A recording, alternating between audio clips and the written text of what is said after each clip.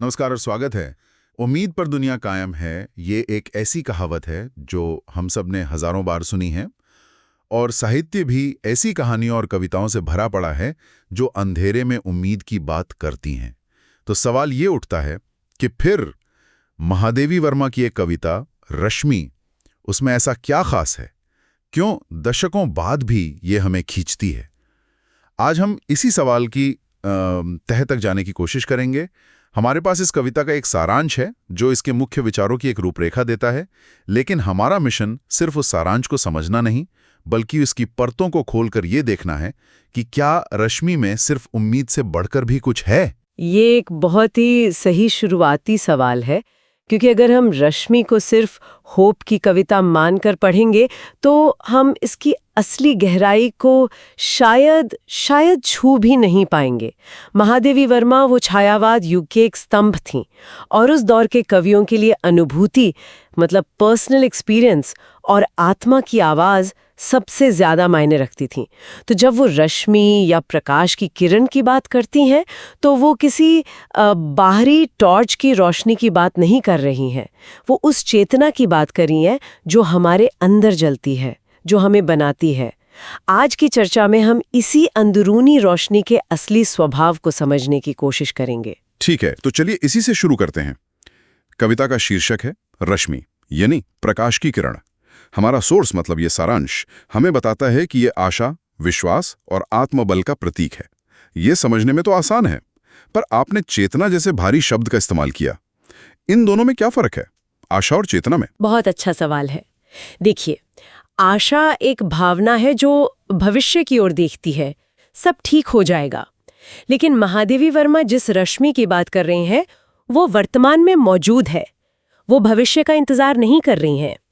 सारांश में एक बहुत सुंदर वाक्यांश है, अंतरात्मा की उजास। ये उजास शब्द बहुत महत्वपूर्ण है।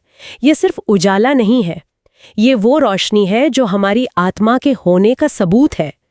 ये हमारी संवेदना है, हमारी करुणा है, हमारा विवेक है। कविता की एक पंक्ति है, मेरे बिखरे प्राणों में बिखरा दो अपनी छाँव।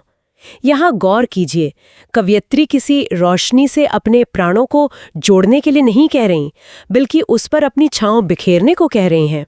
ये दिखाता है कि रश्मि कोई तेज चकाचौंध करने वाली चीज नहीं है, बल्कि एक कोमल सहारा देने वाली उपस्थिति है। ये आशा से ज्यादा गहरा एहसास है। अच्छा, ये तो मैंने सोचा ही नहीं था। मतलब ये कोई ग्रैंड डिवाइन लाइट नहीं है, बल्कि कुछ बहुत ही निजी, कोमल और शायद नाजुक भी है, जैसे तूफान में जलता हुआ एक छोटा सा दिया। बिल्कुल, आपने बिल्कुल सही पकड़ा। नाजुक शब्द एकदम सटीक है। उसका होना ही अपने आप में एक चमत्कार है, भले ही वो। हाँ, छायावादी कविता की यही तो खूबसूरती है। वो बड़ी बड़ी बातों को बहुत ही व्यक्तिगत और मानवीय स्तर पर ले आती है। वो दिया तूफान से लड़कर उसे हरा नहीं सकता, लेकिन वो तूफान के बीच जलते रहने की जिद कर सकता है। वही जिद, वही अस्तित्व बनाए रखने की कोशिश ही रश्मि है। ये सिर्फ एक पॉजिटिव सोच नहीं है, ये एग्जिस्टेंस की लड़ाई है। ठीक है, तो हमने रश्मि के इस गहरे और निजी मतलब को समझा, पर यह रश्मि चमकती किसके खिलाफ है? जाहिर है, अंधकार के। सारांश बताता है कि अंधकार यहाँ दुख, डर और निराशा का प्रतीक है।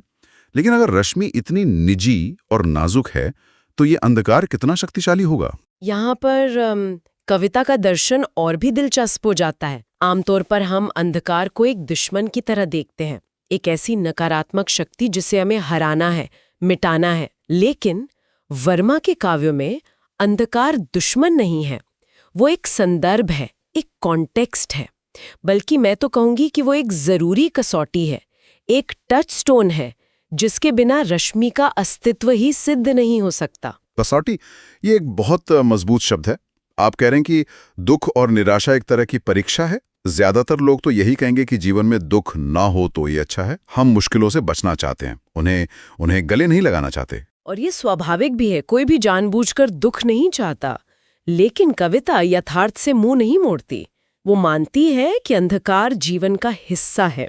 अब सवाल यह है कि हम उसके साथ करते क्या हैं? क्या हम उसमें खो जाते हैं या उसे एक पृष्ठभूमि की तरह इस्तेमाल करते हैं जिस पर हमारी अपनी रोशनी और ज्यादा साफ दिखे? सोचिए, तारे दिन में भी आसमान में होते हैं, पर दिखते तो रात के अंधेरे में ही है ना। अंधकार उस रश्मि को दृश्यमान बनाता है, उसे एक अर्थ देता है। हाँ, एक अर्थ देता है। महादेवी जी की कविताओं में अक्सर आपको पथ या रास्ते का जिक्र मिलेगा, जो खो गया है।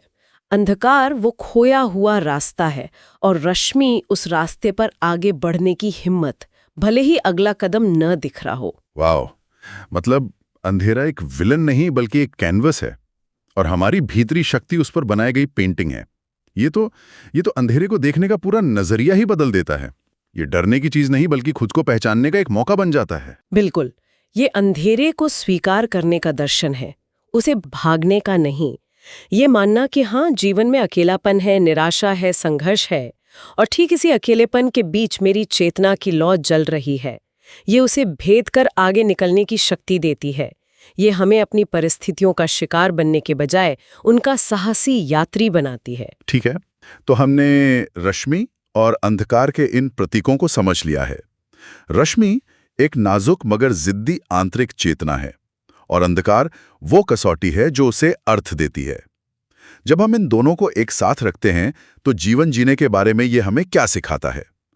कविता का केंद्रीय संदेश या निचोड़ क्या है? इसका निचोड़ सारांश की उस एक पंक्ति में छिपा है। जीवन में संघर्षों के बीच भी आशा की ज्योति बनाए रखना ही सच्ची शक्ति है। लेकिन अब हम इस पंक्ति को और गहराई से समझ सकते हैं। यहाँ आशा की ज्योति का मतलब सिर्फ पॉजिटिव थिंकिंग नहीं है। इसका मतलब है अपनी संवेदना, अपनी करुणा और अपने विवेक को जिंदा रखना, तब भी जब बाहरी दुनिया आपको कठोर और असंवेदनशील बनने पर मजबूर कर रही हो। आत्मबल जैसी बातें मुश्किलों में सिर्फ एक दिलासा देने वाली बात है, एक तरह का स्पिरिचुअल बाईपास। असल दुनिया में तो एक्शन लेना पड़ता है, कर्म करना पड़ता है। क्या ये कविता सिर्फ मन में उम्मीद बनाए रखने की बात करती है या कुछ करने के लिए भी प्रेरित करती है? ये बहुत ही जरूरी और प्रैक्टिकल सवाल है, और इसका जवाब हमें तब मिलता है जब हम देखते हैं कि ये रश्मि आती कहाँ से है। ये कोई अमूर्त हवा में पैदा होने वाली चीज नहीं है। सारांश में 3 शब्दों का जिक्र है: विश्वास, प्रेम और संवेदना। ये तीनों ही शब्द एक्शन है, ये भावना से ज्यादा कर्म है। विश्वास किया जाता है, प्रेम किया जाता है, और संवेदना महसूस की जाती है, और फिर उस पर अमल किया जाता है।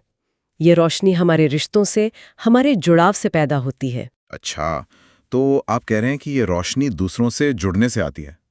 मैंने हमेशा इसे एक बहुत ही व्यक्तिगत अकेली चीज़ समझा था कि मुझे अपने अंदर झांकना है और वहाँ मुझे एक रोशनी मिलेगी। ये तो पूरा नज़रिया ही बदल देता है। हाँ, और यही महादेवी वर्मा की कविता को इतना मानवीय बनाता है। ये कोई पहाड़ की गुफा में बैठकर अकेले में करने वाला ध्यान नहीं है।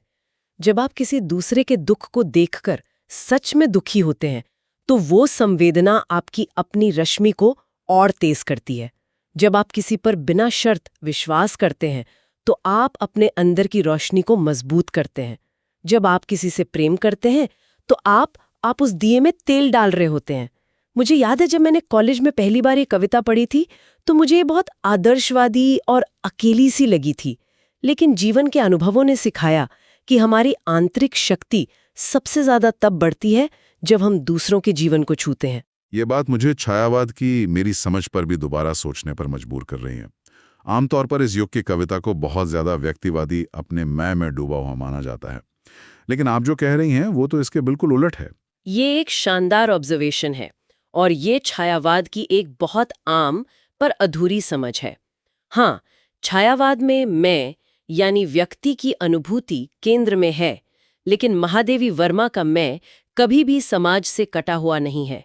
उनका मैं पूरी सृष्टि के दर्द को अपने अंदर महसूस करता है। उनकी कविता में आपको गिलहरी, फूल, बादल सब मिलेंगे।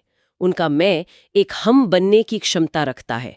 इसलिए सच्ची शक्ति अपने अंदर अकेले बैठकर रोशनी खोजने में नहीं, बल्कि दुनिया से जुड़कर उस रोशनी को और प्रज्वलित करने में है। अक्सर दूसरों के जीवन में रोशनी लाने की कोशिश में ही हमारी खुद की मशाल जल उठती है। मतलब सच्ची शक्ति एक रिलेशनल, एक संबंध आधारित चीज है। ये आइसोलेशन में मुमकिन नहीं है। ये तो कविता को आज के दौर के लिए और भी ज्यादा प्रासंगिक बना देता है, जहां हम इतने कनेक्टेड होकर भी इतने अकेले महसूस करते हैं। आपने बिल्कुल सही नब्ज पकड़ी है। आज के डिजिटल युग में जहाँ सब कुछ परफॉर्मेंस है, जहाँ दुख और कमजोरी को छिपाने का दबाव है, वहाँ महादेवी वर्मा की एक कविता हमें एक शांत, स्थिर और सच्ची जगह पर वापस लाती है। वो कहती हैं कि कमजोर महसूस करना ठीक है, अंधेरे में होना ठीक है, बस अपनी संवेदना को मरने मत दो, अपने प्रेम करने की क्षमता को खत्म मत होने दो, क्योंकि वही असली खजाना है, वही तुम्हारी रश्मि है। और पहुंचे हैं कि ये सिर्फ उम्मीद और अंधेरे की कहानी नहीं है। ये एक नाजुक, व्यक्तिगत लेकिन जिद्दी चेतना की कहानी है। ये अंधकार को दुश्मन नहीं बल्कि एक कसौटी मानने का दर्शन है।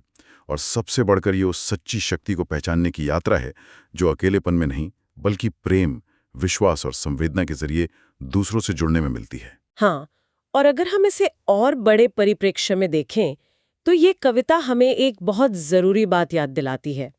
आज की दुनिया जो सफलता और बाहरी चमक दमक पर इतना जोर देती है, उसके बीच एक कविता एक ठहराव की तरह है।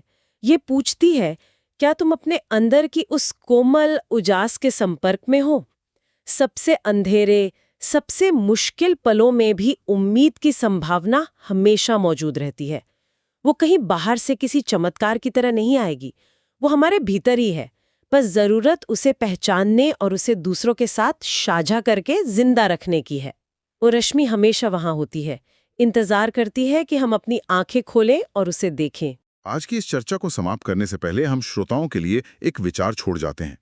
हमने बात की कि रश्मि हमारे अंदर की आशा की किरण है जो हमें मुश्किलों में रास्ता दिखाती है, और ये भी कि ये किरण दूसरों से जुड़ने पर और तेज होती है। तो इस पर सोचिए, क्या हो अगर हमारे भीतर की ये रश्मि सिर्फ हमारे लिए आशा की किरण न हो बल्कि ये हमारी वो क्षमता भी हो जिससे हम दूसरों के जीवन में भी थोड़ी रोशनी फैला सकें। शायद सच्ची शक्ति सिर्फ अपनी किरण को जलाए रखने में नहीं बल्कि उस किरण से किसी और का बुझता हुआ दिया जलाने में है। कविता का असली सवाल शायद ये नहीं है कि क्या मेरे अंदर रोशनी है, बल्कि ये है कि मेरी रोशनी किसके काम आ रही है। इस पर सोचिएगा।